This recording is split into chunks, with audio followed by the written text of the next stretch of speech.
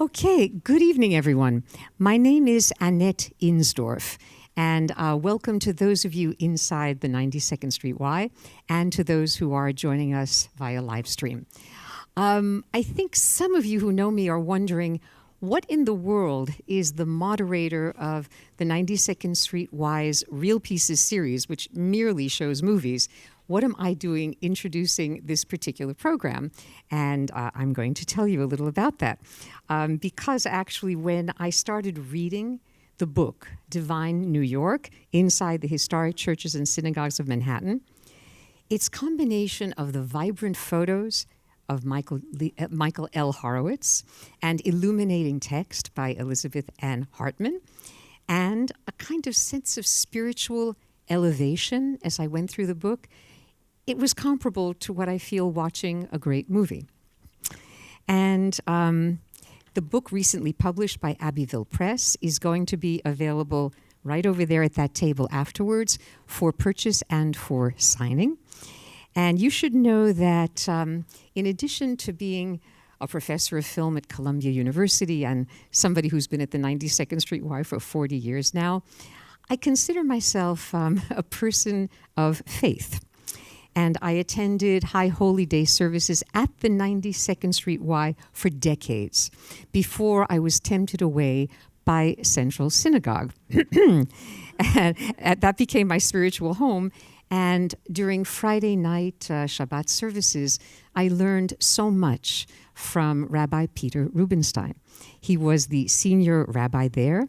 And of course, that was before 2014 when he was tempted away from Central by the 92nd Street Y. And he became the director of Jewish Community and the Bronfman Center for Jewish Life. He is now Emeritus Director and our moderator tonight.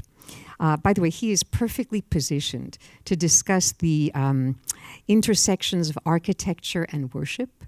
When he was chair of the board at Auburn Seminary, whose Center of Multi-Faith Relations carries his name, he was traveling around the country with a nun, a good friend, doing programs on, quote, worship and the imagination. That term might also be applicable to Alexander Gorlin, to my left, an award-winning architect, a fellow of the AIA, American Institute of Architects. He's a graduate of Cooper Union and the Yale School of Architecture. I just realized that he and I were at Yale at the same time. I started teaching there before I went to Columbia. He is winner of the Rome Prize in Architecture at the American Academy in Rome.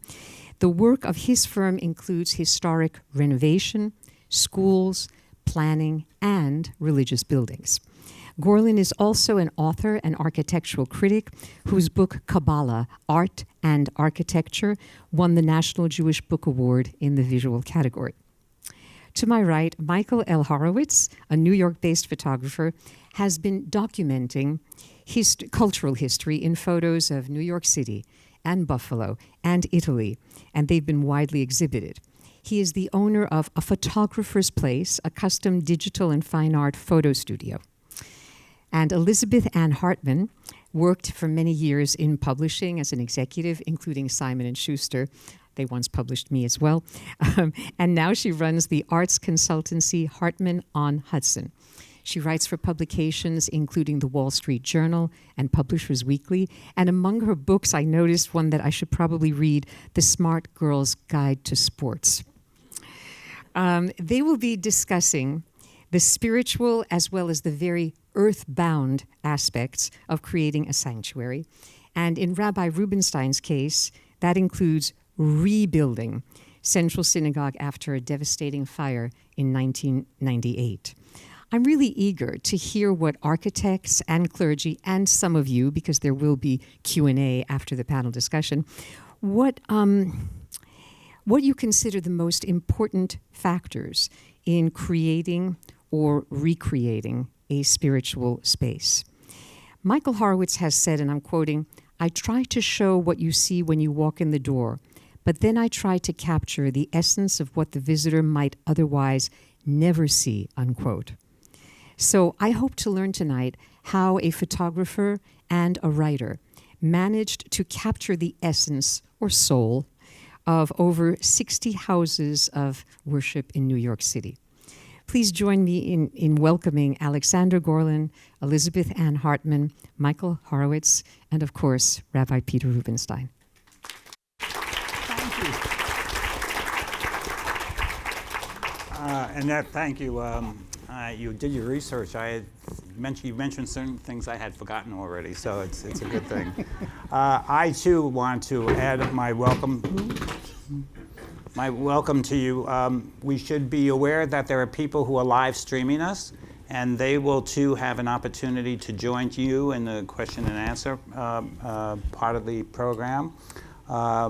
I would ask you, as I do at the beginning of every high holiday and especially every wedding, if you are absolutely sure you've turned your phone off, it's a good time right now to just ascertain that it is at least silent, if not off.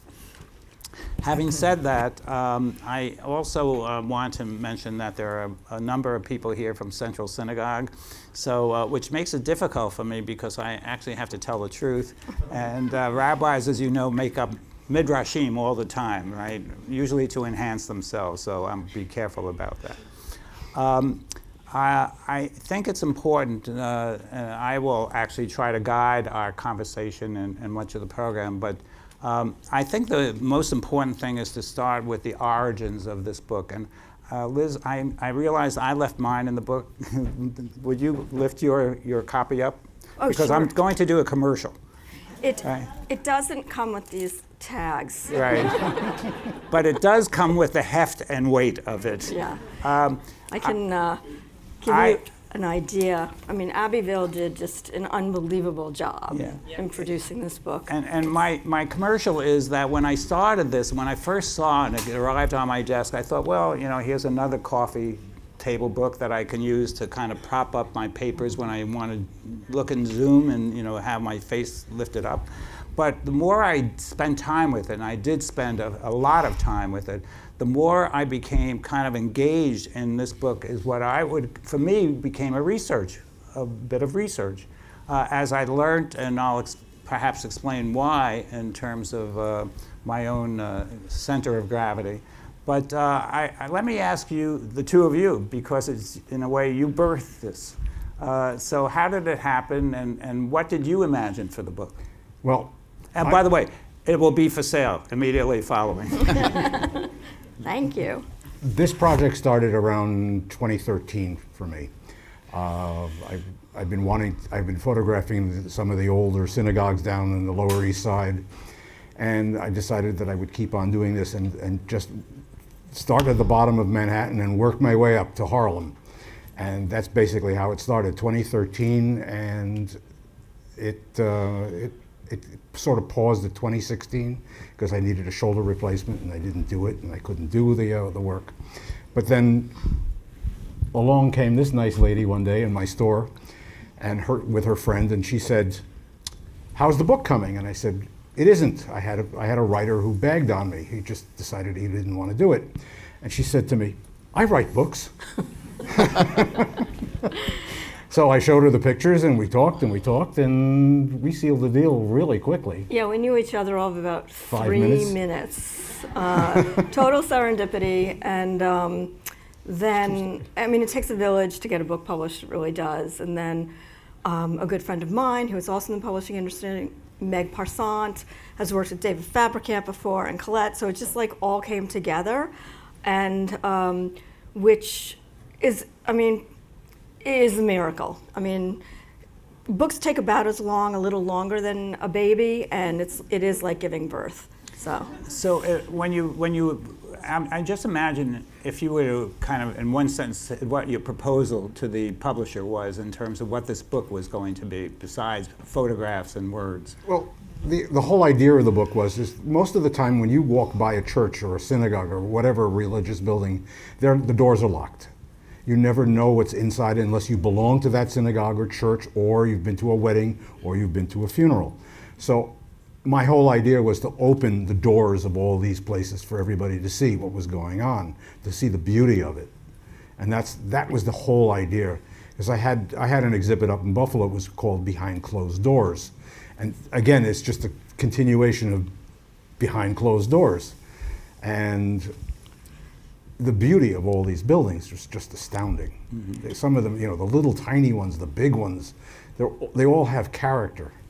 Well, it puts eyes on these buildings. It takes us into them. But I also think that what I found fascinating by the book, and we'll probably, retrace this, is how it tells the story of New York, the history of New York, and especially the immigrant groups, how they moved, where they moved, why they moved.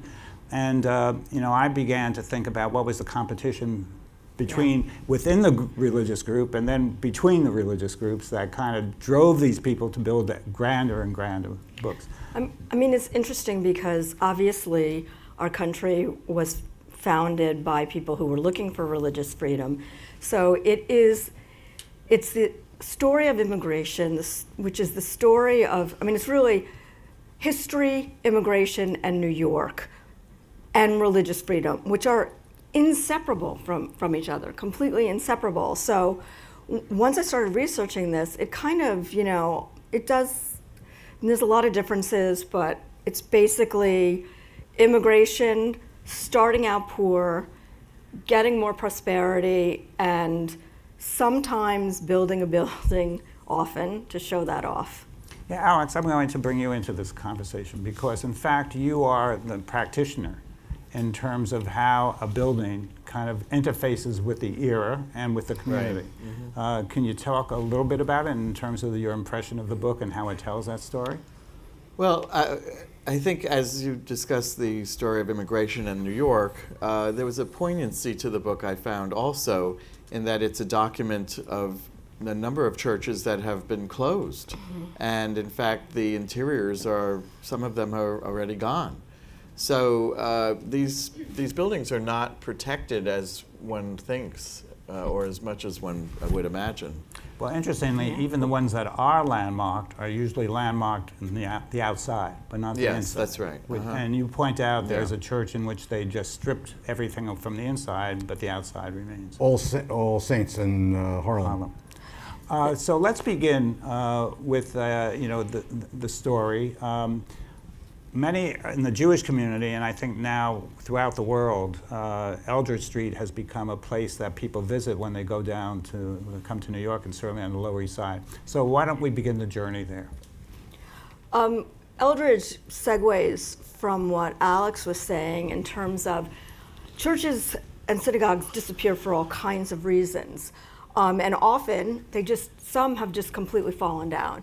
And before this was restored, kind of working in reverse order here a little bit, it was closed and in awful shape. And Professor Gerard Wolfe, who is an architectural historian and professor critic, took a group of students there, and they saw it in this absolutely, in the 70s, wretched state, not on the left, the right, that's to show you the difference. And that's after. The trash on the floor is approximately 4 feet high when they found it. That just... And bird guano. Yeah, so that gives you a picture. So these students were horrified and we have to do something. So they started to put together a restoration project. But they were students and nobody had time or money or means, but they connected with this woman, Roberta Gratz, who is a preservationist and had a history of raising funds. And so she came into it, and it took 20 years, which is why it's called the longest continuous restoration of a synagogue. But she got it done, and now we have these that's a wonderful comparison. So this is the first building that I had photographed in this project. Also the stained glass, that's by Kiki Smith. Yes. So what I find interesting here too is that it incorporates contemporary artists as well. Yes. Who are continuing the tradition and bringing it to the present day. Yeah, the rose window. You mentioned that 4 feet of trash, but those 4 feet were an archaeological dig. We used to bring youth groups down there to kind of clean up, and I found, actually, I hate to admit it, because I found newspapers there that I kept. Go back, but it was because the synagogue was more than just a place to worship. it was a place where, you know, they'd come around and discuss the events of the day and you play cards or whatever they were playing at that time. And for those who are not Jewish, this is you'll notice that the configuration of the sanctuary is one generally in the Sephardic mode, in which the pulpit is in the middle and facing the ark, and the congregation sits around it. Well, also it was Orthodox originally, so that the upper balcony was for the women. Men and women were separate. Yeah, we were trying to keep that quiet. So I'm going to tell you a little bit more about the window, but this is also a good example of Michael capturing what he calls kind of the... Well, if you keep going, you'll see with the angles that I choose. That's you cannot perceive this picture with your eye. And also, well, Michael has this way of getting images and angles, which you'll see more of, that nobody else gets, but we'll wait to talk about that. Anyway, the window, Kiki Smith is a contemporary artist. The destruction of the original rose window was not from disrepair. It got blown out in the 1938 hurricane. So once the restoration started to happen, they commissioned Kiki Smith and Deborah Gans to rebuild it. And I just love that. I love this contemporary against this history. It's just wonderful. Yeah, and I would just point out, those of us who have families that lived on the Lower East Side, and you know, maybe we went back to visit Old Orchard Street or Ludlow Street, whatever, they had already moved out. So this was not a function. It was always functioning in a very small kind of clever that would, but everybody had moved away. This was not the center that it had once been, and certainly not in this ornateness. Interestingly, this synagogue welcomed Jews from all over Eastern Europe, and I'm sure we'll talk about that with other examples too, but many synagogues and churches were really community centers that were very localized, you know. One we'll see next is Bialystoker. I mean, people specifically came from Bialystok, Poland, and they wanted to practice their rituals and be with people they knew or knew their worlds. This was a little different in that regard. So let's take a look at the Bialystok.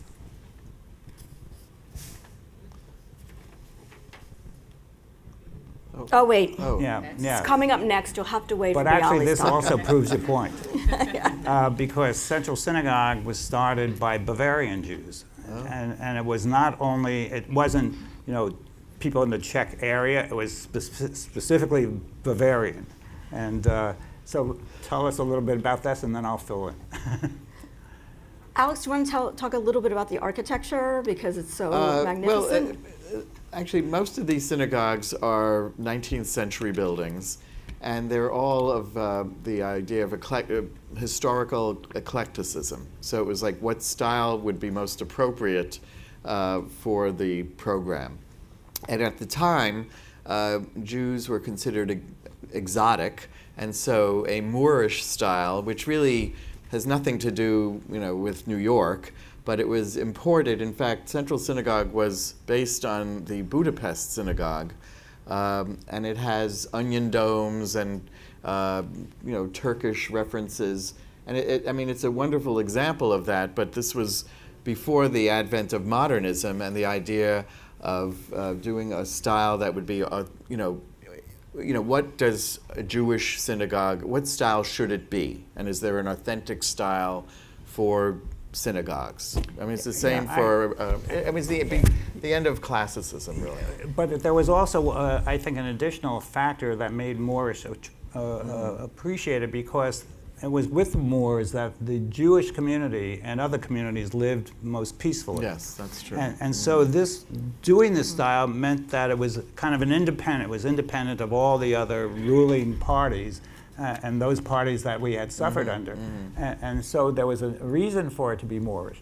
Now, this is a photo of after the reconstruction, the 1998 fire. And I would just ask you, if you were to look at that photo, are there certain kind of peculiarities about what you see? And I'll mention it very specifically in the pews.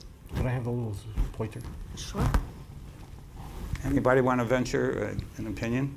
Oh, about the pews? Yeah. Right over here. See these pews where I'm aiming, and that, on that side All there? right, he gave it away. Right. No, I'm helping. I'm helping because nobody's going to see it. So the Central Synagogue originally had pews that were straight across. And I always said it was a terrible way, but it was always like you stand up there and you see all these pews facing you. It kind of reminded me of what was happening in Nazi Germany, you know, with the youth rallies, that they have row after row after row of everybody doing the same thing. So when we rebuilt, we wanted to make sure that the one thing we knew about worship in the future was that it was going to be changing. And we couldn't tell you what it was going to be. We wanted to allow for the flexibility of that change. So we decided to do several things. Number one, we got a donor to donate the organ, which had been devastated in the fire. And he came to me and he talked. I said, well, I want two. He said, you know, I mean, here he's willing to give $1 million, and I'm saying you have to double it. He said, why? I said, because I don't believe that the future of music in the synagogue is going to be up in the choir loft, right? Because in the old arrangement, there were 3 foci of worship. There was the rabbis, who at that time, by the way, were behind a waist-high fence, a wooden, I forget what it was called, by a wooden fence, to make sure that the congregation couldn't get to the ark. You know, the ark was our territory. And then there was the congregation, and then there was music half a block away, literally half a block away, up in the choir loft. And I felt that the integration of that was going to become important. So we moved. We have an organ in the choir loft, and we have an organ up front in the right. And those double-headed pews are movable and removable. And because we never knew when we might want to do something else on the floor rather than just have people sit in rows. So during the high holidays, they're put back and they're straight because we have to maximize space. But generally, they're in the configuration that you could see. And we had one problem about it, and I'm going to ask you a very practical question. If you go back to the slide. When you're in a sanctuary or even in a theater and you're going to stand up, what do you do? What's the first thing you do? You grab the row in front of you and you pull yourself up. Did you just think about it, right? You're sitting there and somebody says, please rise. The first thing you do is you hold on to the seat in front. Now, if these pews, this was the problem we had to solve. If these pews were going to be used that way, what did we have to make sure happened or didn't happen? That they didn't fall back over, you know, you grabbed and suddenly it was on your lap. So we actually had to experiment with how much weight we had to add to each of those pews to keep them from falling back. Now, you know, I never thought, I mean, who would have ever thought of that? But when you're planning a building for the future, you think about those things. Before we get to the next thing, I just want Michael to speak to the burpee seed analogy. Oh. The shot, because this is, you know, the main shot. The burpee seed analogy. The first thing I always did is when I walked into a church, I would do the photograph that would show what a parishioner or anybody entering the building would see as he would walk in. Like straight down the aisle, the ark or the apse and the reredos, et cetera, et cetera. And I use this analogy about in most photography, when I teach photography, is if I have my customers or my students will take a picture of a flower. And it's straight on, here's the flower, is a nice rose. And I said, well, that's great. If you put that on a little packet that has little seeds in it, and you plant the seeds, this is what you're going to get, that flower. Then I decided that I had to go and show the essence of the building beyond that one straight line shot down the thing. And that's what I try to show and when I do the photography for these buildings. Well, you succeeded in this photograph. So if you continue on, you'll see more and more of that. Okay. By the way, those tiles that you saw, many of them were from the original building, and we went back to the same company, Amy, right?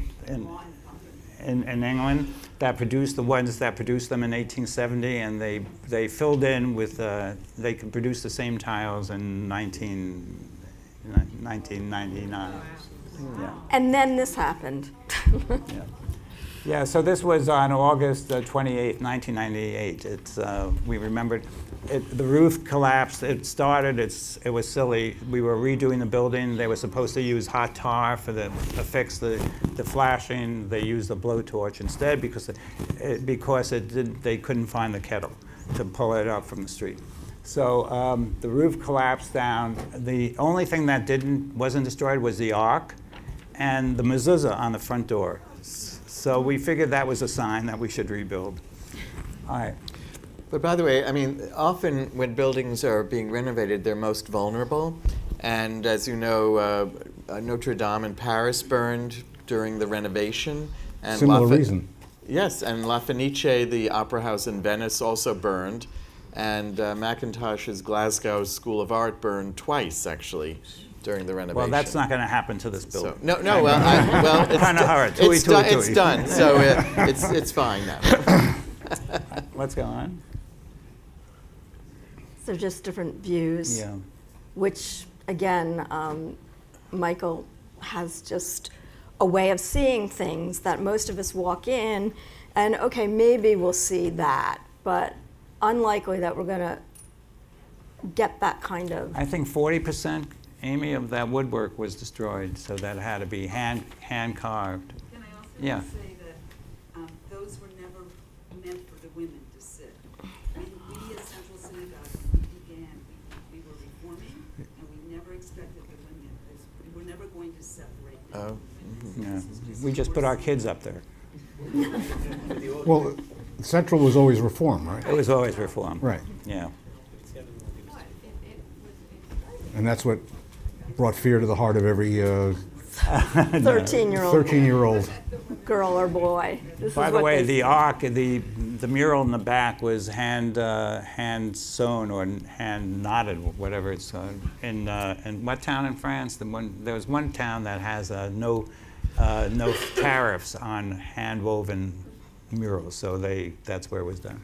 But it was designed by an artist, Laurie Gross Schaefer, who lives in Santa Barbara. And this silver instrument in the front is called a yad, which is Hebrew for hand. And when you read the Torah, the sacred scroll, you're supposed to point to the words that you're reading. And if any of you have not seen that and you want to come, we'll form a little group and I'll take you down to Central. So, let's go. So, yes, Bialystoker. One thing I have to say about the people from Bialystok, Poland, they got everything named after them. Bialystok Synagogue, the delicious bialy, they had a knack. So this is very much the history of New York. Everybody hates each other and everybody loves each other.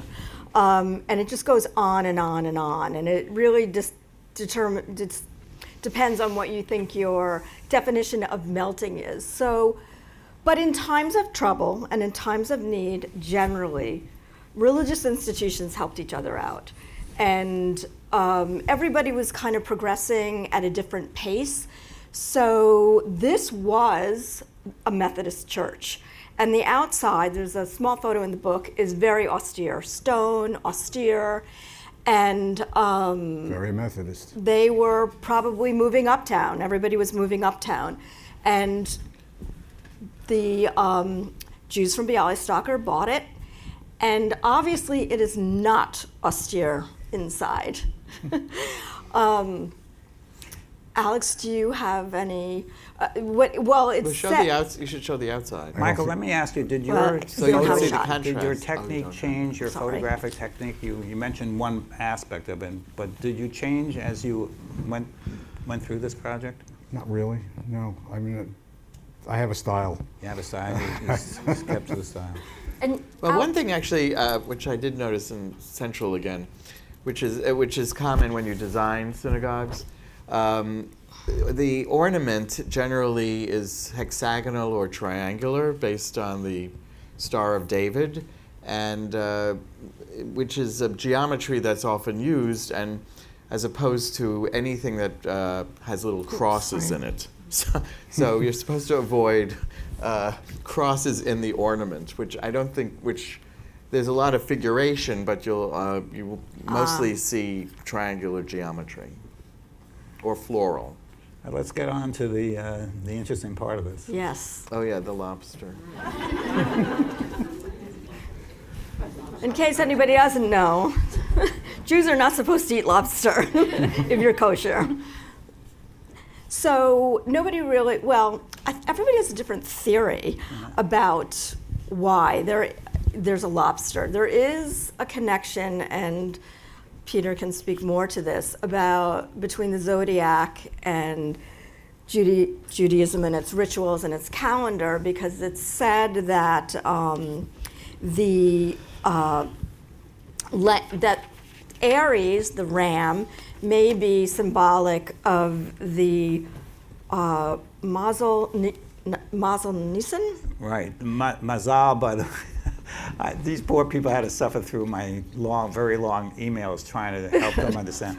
So Mazel is very often is used for constellation or for planet. And so when you say Mazal Tov, you are not saying good luck. You're saying may the planets be in their proper fortunate arrangement for you. And we think we're much more advanced than the ancients, but that's what we're saying. May the constellations be aligned for you. May the stars be aligned for you.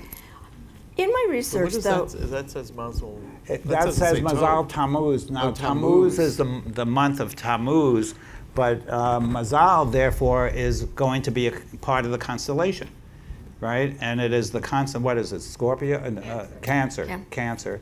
Which would be a crab. A crab. Yeah, which is also not kosher. No, when is So who's matter. Cancer here?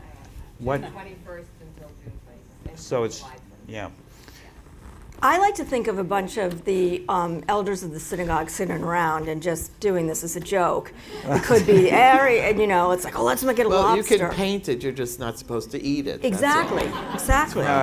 And by the way, and there are the ancient synagogues, and I mentioned the Bet Alpha is one of the famous. There's a mosaic. The mosaic floor is the zodiac, and so the idea that we didn't believe in this stuff is just not correct.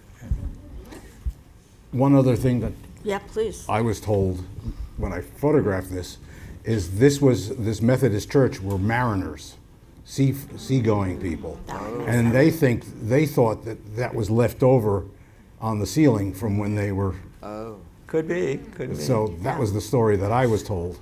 Someday I think somebody should just do an investigation of the minutes of these congregations to figure out, hear the discussions that went on. Let's go on. Just another shot. Where is this synagogue? It is on Bialystoker Place, which was Willett Street. It's off of Grand Street, just off of Grand Street on the very Lower East Side. Very Lower East Side. Yeah. This is a beautiful building. I mean, I haven't seen it, but the photographs of it would make me want to see it. And this is post-restoration. I actually have pictures of it before, but they didn't use it in the book. Mm-hmm. So this is post-restoration. It's interesting to note that just about everything has gone through some sort of restoration for various reasons. Sometimes fire, lots of fire, particularly the older they are. Some had multiple fires. Then also just neglect and disrepair, waiting for some funds to come in. But everything has gone through everything goes through these ups and downs. Well, some of us can remember what St. Pat's looked like for years, and it's kind of like the Sistine Chapel. It's like, oh my God, it's white, So. So explain the origins of this, and because I think the one that follows it is the new St. Pat's in this photograph. Yes. So this was founded by Irish Catholics, and it became the first cathedral in the city of New York. It's the second church. St. Peter's was the first Catholic church, but this is the first cathedral. And what I learned is that cathedral is just the place where the seat of the bishop is at the time. So it could be a shop window, but this became the cathedral. So the Irish immigrants founded it and were the predominant group of Catholics at the time. German Catholics preceded them in terms of immigration waves. Then the Italians came in. So at first they're like, all right, well, you can worship here, but you got to go to the basement to worship, which is classic story. But throughout, as different groups took over, there were symbols. St. Patrick is the patron saint of Ireland, but there's a depiction of San Gennaro. Then it also, Dominicans came in, and one of their patron saints is depicted. And now there's a huge wave of Chinese immigrants. So, we think that, when I was talking about not mixing, but when you see that this went from Irish to Italian to Dominican to Chinese, it's really wonderful. I mean, it's just simply wonderful. By the way, sorry. part of this is that New York was not considered an archdiocese until the 1809 or 1850, mid-1800s. And it was Hughes was the first archbishop, and so this was really something he was going to build. He wanted to build in terms of the honor of New York becoming an archdiocese and his becoming the archbishop. And McCloskey was the first cardinal, and he got his red hat here. So, any particular? Why don't you mention this Renwick, who shows up almost in a lot of Catholic churches? Well, next up is the new St. Patrick's Cathedral. So, if you mention Renwick, Michael gets very excited. Renwick is pretty much the leading ecclesiastical architect of his time, right? Alex, I mean, would you agree? In New York, yes. In New York, okay, yeah. But In the Gothic style. all right, okay, so one of the leading. And he designed a lot of churches: St. Pat's, St. Nicholas of Myra, Grace, St. Bart's, All Saints Calvary, Our Lady of the Scapular, Church of the Resurrection. While this is the best known, Alex, I know that you have some interesting thoughts on this. Well, actually, I was noticing, even though Renwick was not the architect of the original St. Patrick's, he continued the Gothic revival style of the pointed arches in the new, larger version. And the Gothic revival in Europe was, there were two styles that were fighting with each other, especially in England, the Gothic and the Classic. And the Classic was characterized more by rectangular or round arches, which was also Romanesque, but this was specifically to recall the medieval cathedrals, which were had pointed arches and kind of to evoke. One theory was the groves of the forest. Now Renwick also did before the new St. Patrick's. He did Grace Church on Broadway and 10th Street, which I personally find actually a better design than this one, because I think the proportions are more intimate and it has a certain warmth to it that I think he is not as apparent in this style, which is it's a very grand cathedral, to symbolize the entire city as opposed to a parish church of Broadway. But I would recommend seeing Grace's Church on Broadway also. That was also his first major commission. That was his first church, right. It was his first, and he really had no experience doing churches. He had done some work on the reservoir at 42nd Street, but he was well connected. He was married. But he didn't do any synagogues.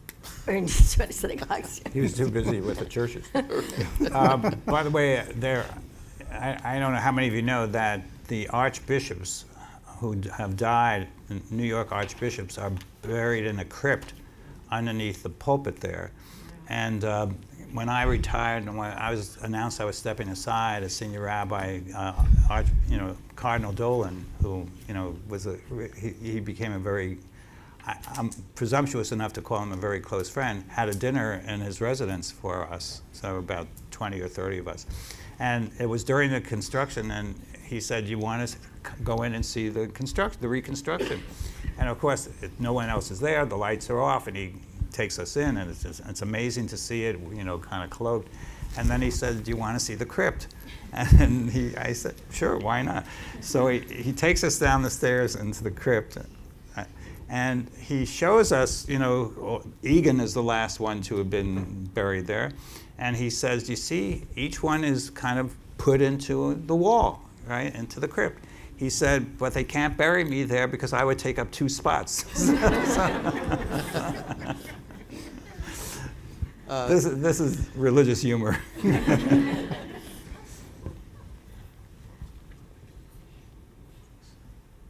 Now, one thing I learned I learned a number of things from your book. Oh, good. One of which is that they ran out of money after 30 feet of marble. And so from 30 feet up, it's a less expensive stone, or it's plaster. Is that right? Yes, yeah. And also, I didn't realize it took over 20 years to build this, because it was built with donations, Yeah. often from the community, and that wasn't as wealthy as. Well, the next church, because all this kind of ties together between St. Thomas Central and St. Pat's. St. Thomas is gorgeous, and we'll talk about some of the detail of it. But basically, it's a money church, and always was. The Episcopalians were first here. They were the first to prosper. And everything was moving to Fifth Avenue. All the wealthy people were moving, and the churches obviously they want to be close to their congregations, particularly the wealthy ones, so they can have beautiful spaces. So when St. Patrick's was built, and there was a lot of commentary about St. Thomas, being built by wealth and, showing off wealth. And then when St. Patrick's began, it was called Hugh's Folly, because they thought he was crazy. I mean, the Catholics weren't nearly as flush as the Episcopalians at the time, but he was like, nope, it's all gonna move uptown, I wanna do it, blah, blah, blah, blah. And he did a lot of unique fundraising. First, he started out by asking certain wealthy Catholics for like $1,000. Then he went to the second level and asked for $100, and this is, in today's dollars, I can't imagine. It's probably $1 million and $100,000, etc. And then he innovated the fair, just like the Temple Bazaar and the church fairs. And it was this huge, huge production, and thousands of people came. At first, it was a little disorganized. But people, Catholics, and a lot of the women, Irish Catholics, did work outside the home as servants and in other places, and everybody was giving like pennies, nickels, some as $5, and that got a lot of attention too in the press. So even the Times had an article basically saying, off the backs of these people, almost shaming some of the other institutions in a way. That's not to say that the pennies and dollars really were the thing that did it. There was a lot of major fundraising, but they did absolutely have a place in the building of this. And Hugh's Folly became one of the greatest known churches in the world. This is a killer building. What? This is a killer building. Mm-hmm. So Actually, just the reason that picture is on the cover of the book, and I made sure of that. Oh, this one. Yeah, it's the Reredos. And approximately, I think it was either 1969 or 1970, I was attending college, and I was supposed to write a paper about something at Museum of Modern Art, and this is on the corner of that street. And the door was open, and I wandered in, and I had a big camera hanging around my neck, and I saw that. And I took a picture of it, and that is what started my whole love of ecclesiastic. Let's go. Do you have St. Thomas coming up? This That is is St. St. Thomas. Thomas. So this, I was told, and I told Liz, that it took a year to carve, and they had Italian workers stay in the building for that year in order to carve that.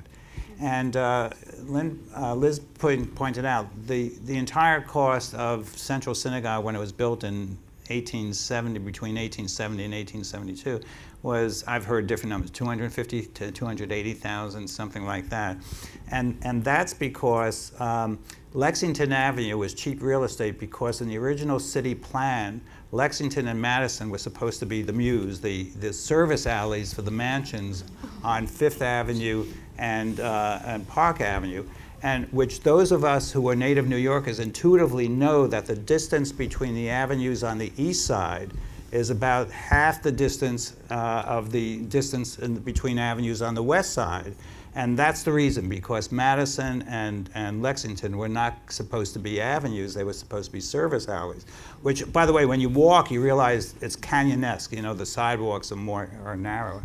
So Central bought cheap property, relatively, but you have to remember they only had 140 members when they bought it. Mm-hmm. And this church, I suggested this is going to be somebody's paper.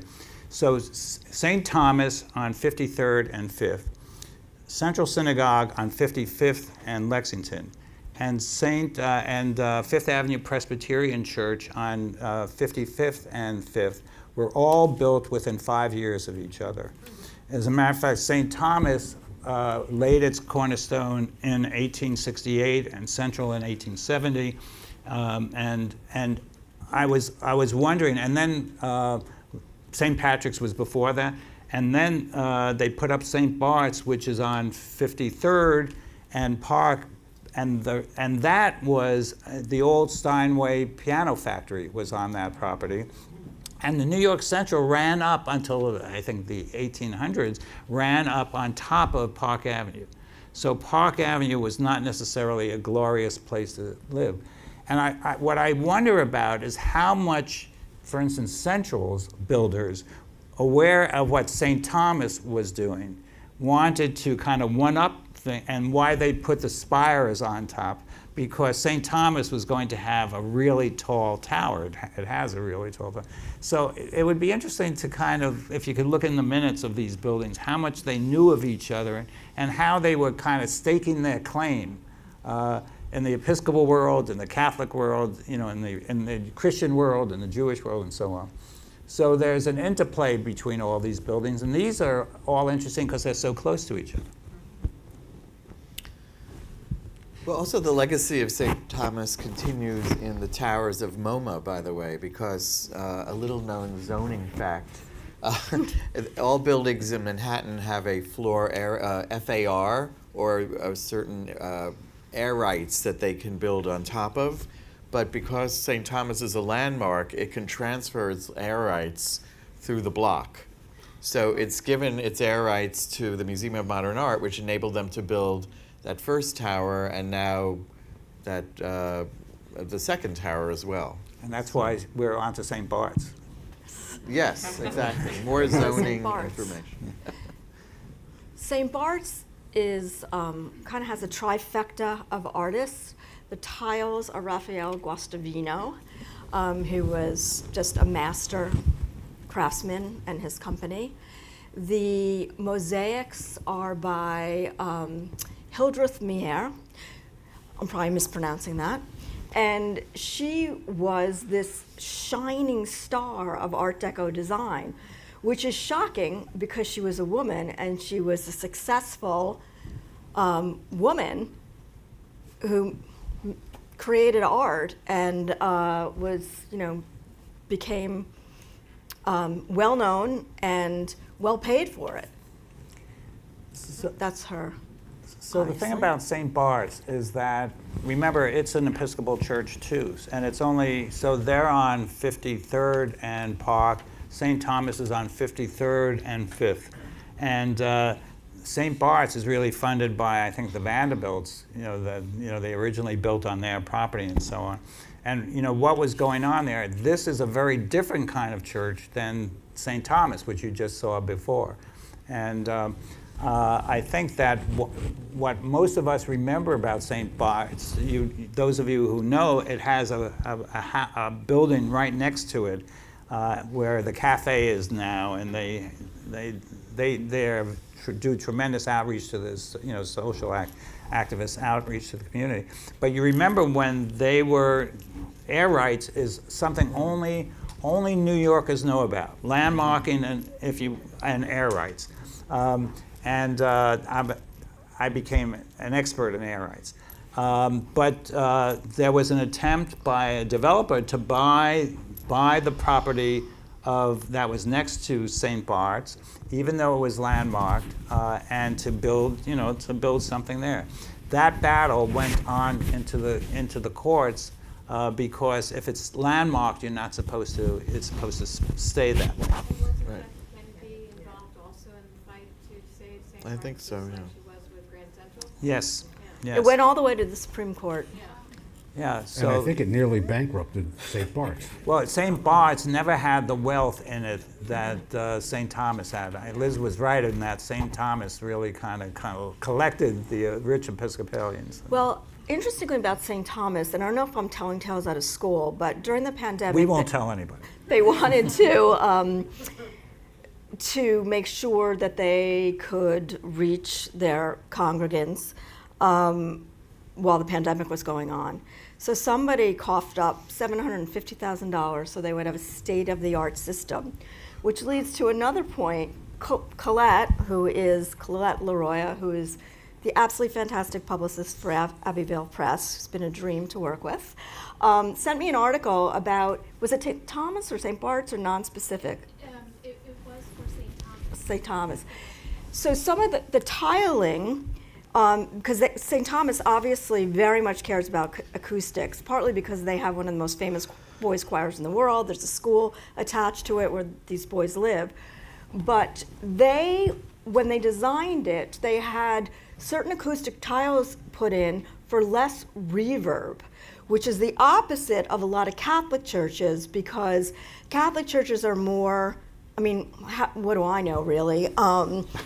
As a lapsed Jew, I don't know anything about any of this, but Catholic churches, the sound, the music, the spiritualness, whereas Episcopalian is much more sermon-based. So therefore, the acoustics, you don't want that reverberation that, sounds like God is singing to you or condemning you, whatever I'm the case aware may of be. our time. Yes, I know. So I think, why don't you go to maybe one or two of your favorites along the way? Okay, well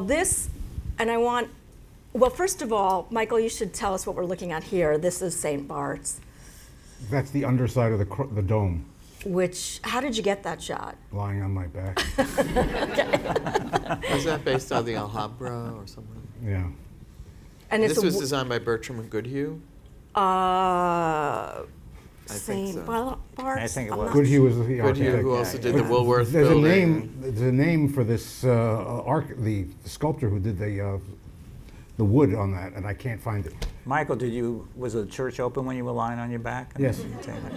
Lee Laurie did a lot of the sculpture. I don't know if he did the wooden one. I don't know if he just worked in stone, but and then Michael and I both love this church, but not having the proper architectural language, we're like, we just love it and it has to be in the book. Because I couldn't find anything particularly astonishing or interesting anecdotes about the But it's history of gorgeous. it. But Alex can give us a little more insight on why it's so beautiful. Well, I'm not an expert on this, but it's English Gothic, and it's characterized by very fine tracery and by painting the spaces between the mullions blue. It highlights the kind of very delicate nature of the implied structure. It also has the corrals for worshipers. Yes. This is the first church we've seen that has that. Yes. Has By what? the way, did you notice I St. call Bart's has all movable chairs? Yes. So it's very flexible. And if I could mention, it's 2 blocks away from here. Yeah. Our Lady of Good Counsel is Oh, on East 90th okay. Street. Uh-huh. Oh, nice. Ah. It's right near close to Rupert. the 3rd. It's near Rupert, the Rupert housing, because that was the church of most of the I people at think this Rupert. is a good one to end on. The Abyssinian Baptist Church is really fascinating because in terms of architecture and messaging and religion and messaging, the Abyssinians were Ethiopian, and they had gone to a church downtown, and they were told, no, you need to go to the sleigh loft to worship. So they were like, no, thank you, we'll go build our own church. And you know, they were downtown, like so many, they had a couple different locations way downtown. Then they moved to Worth Street, and Adam Clayton Powell Sr. was the pastor. But at the time, you know, Harlem was starting its renaissance, or in its renaissance, and he would go uptown and preach from a tent next to the Marvis Garvey Liberty Hall. So eventually they built this. Now, this is built as an amphitheater, very deliberately, I assume, because it's an activist church and was always meant so. I mean, as we all know, if you're a politician in New York, or anybody important coming to New York, and you need to get Harlem, the residents of Harlem, to support anything you want to do or support your point of view, you have to go to Abyssinian and speak. Then his senior son, Adam Clayton Powell Jr., took over as pastor, and of course he was the first black congressman and was, you know, tremendously prominent in moving the entire African community forward in this country.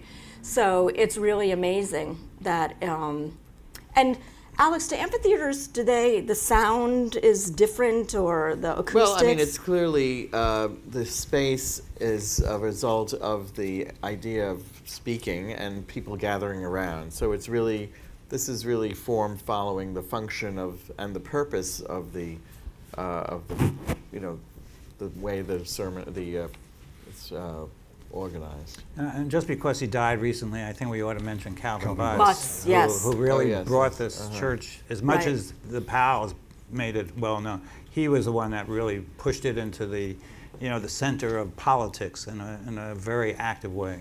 In between, after Junior, sorry to just call him Junior, it's a little disrespectful, I suppose, but there was a pastor who was different. He was not active. He was much more kind of a traditional pastor. So, but that was brief, you know, and then Calvinism.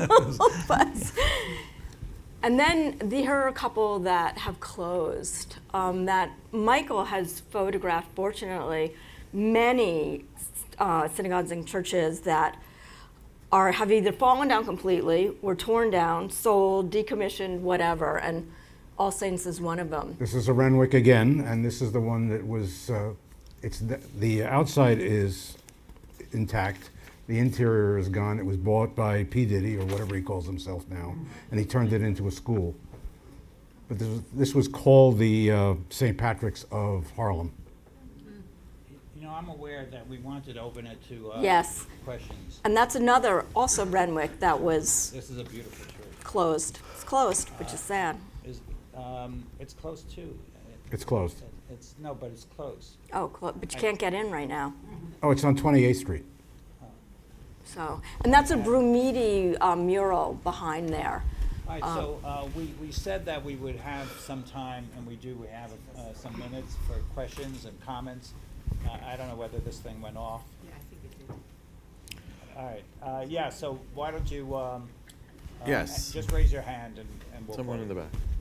Yes, in the back. So it is very striking how many churches closed or demolished or under threat. I did a quick calculation, discounting the synagogues. 7 out of 55 of the churches in your book have either been closed or demolished or under threat. So that's about 12% in the 10 years that you've been working.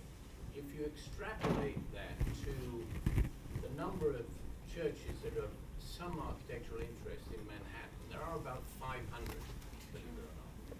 So we could anticipate that over the next 10 years, 12% of those 500 churches we could lose them. That's 60 churches. So my question is, we're all gathered here, has anybody got any ideas how we can somehow contain this issue? Can we relax the zoning laws so that our rights can be transferred further away from the immediate adjacency? Does anybody have any ideas on this? Because they are becoming an endangered species, and we are at risk of losing a very important part of the history of New York. By the way, what's happened in the Catholic Church is because of the loss of members, and as we look at the Pew studies, it's going to continue not only in the Catholic but in all religious groups. The next generation doesn't want to belong to what they call the legacy institutions of their parents. Some of them have sold their buildings, and they have become community centers and so on. The question that you specifically are asking about landmarking and zoning is complicated, and I think landmarking is really the most difficult because of the nature of what it's supposed to be, and in certain ways it is preserving at least the outside of these buildings. Well, the community really has to be vigilant, because often the greatest dangers occur when nobody's looking. So you really should, I mean, if there's any historic building that you find interesting, you should, really get involved in it somehow. I saw another hand back somewhere. Yes. Yeah. My assumption is in like the Jewish architectural world, they kind of had less opportunity to flex their architectural muscles from from that perspective. So I'm wondering if you guys see any like underdevelopment of just Jewish architecture in general, more like basic. Here's a man to talk to it. Well, I think, for the last 70 years, there has been a revival of, and an investigation into more authentic Jewish style. So I think the newer synagogues are more, the architects are concerned about coming up with a style that is more related, and emerges out of the texts and the Torah, than borrowing a style from the historical past, I would say. By the way, my commercial for Alex is if you go onto his website, you'll see some of the synagogues that he designed. The one I know best is Bethel and Chappaqua. But you'll see what embodied in buildings is what he just mentioned. Yes, sir. Oh, and Ken Sheff, one of my clients, is here, actually. Not just for endorse. Regarding what you were saying, Rabbi, and one sort of response to your point. So we have a synagogue which actually is on the other side of the river, Hoboken, acceptable. But it's a very interesting story because Hoboken was a declining river community. It had two synagogues. Actually, at its height, it had 5 or 6.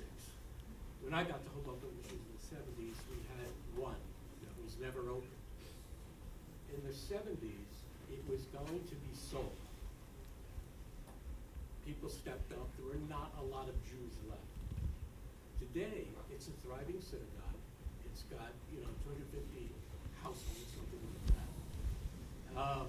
And it's on the National Register. So what happened was, part of it was population. We benefited from this sort of gentrification of a river city town. And then Alex, we retained Alex now about almost 15 to 20 Yeah, that's right. And did a restoration that we could afford. I mean, I think that's the other point. It doesn't have to be over the top. And the one issue, the one question that I think relates to these slides is some of the decisions that we had to make was, what do you restore it to? Do you restore it to what it was in 1915, or what it became in 1925, or how it changed after World War II? And the decisions we made had to do with how much we could afford, what the community needed, and how much we could preserve of the original architecture. That's a very important, when Central burnt down, the question was, what do we restore it to? And the sense was that at least the paneling, the walls were going to make it look like it was in 1870, which was a complicated thing because if you take 20th century, 21st century lighting and the actual colors that the building was, it would have looked like a carnival. So there was a balance of those kinds of things. But you're absolutely right. Expense drives so much of this. Vision drives most of it, I think. And the fact is, very often a good synagogue will be will become a magnet for a population move. In New York City, it was the movement, the building of the 2nd and 3rd Avenue L that made the East Side much more available, and populations move out of the Lower East Side just because of public transportation made it possible. We're going to have one more or maybe two more. Can you go back to the shot about with Central where you see the front and you see the whole Torah? It's at the very beginning. You know, it's beautiful the way that it's photographed, because I remember thinking that, you know, the Torah and the whole sort of artwork that was created there, I wondered, was there discussion about that? Yeah, that was very heavily discussed. Because to me, now in the photograph, when I'm sitting there as somebody who is praying, I don't really notice it, but I do notice it in this photograph that it's reflecting the domes and it's got the blue light. But when you're there and you're sort of looking at the pulpit and you see that blue, it's very modern. Yes. Well, and the idea was there's a midrash and a story about how the Torah, it was the beginning, that it was the blueprint for creation, that God, gave the Torah, and then creation was God followed the blueprint, and so that picked up on that, and that's why it has that sunburst coming from it. Rabbi, I just want to add a small world story. The father of Bob Abrams, Harry N. Abrams, was a congregant, and I'm told by Bob, who is of course the founder of Abbeville Press, that Harry was consulted in the prior, many years before, when there was a prior restoration of the Torah and the Ark, of the back of that, specifically of that back wall.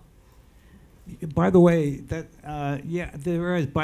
When we began to do our kind of above ground archaeological dig, we stripped away entire levels of restoration in order to actually figure out what was it originally. And if you look at the back walls behind the flowers, those were the only places we decided we weren't going to paint over, so that somebody could actually put their hand on the original 1870 building. If they do, we'll yell at them. I think this kind of brings us to the conclusion of our program, our official program. I again want to really suggest to you that when you spend time with this volume, you actually unearth, in a way it's its own archaeological thing, you unearth so much information and so many connections and so many questions about the development and why and how and what's the interplay, not only within a particular synagogue or a particular religious community, but among them and between them. And I just think it is much more, it's heavy enough to be on a coffee table, but it is much more than that, and as far as I'm concerned, it's something that you can actually spend time with and read slowly, one chapter at a time. So, and I'm not getting a percentage. So thank you for coming, Annette. Again, thank you for making this happen. And thank you all for coming.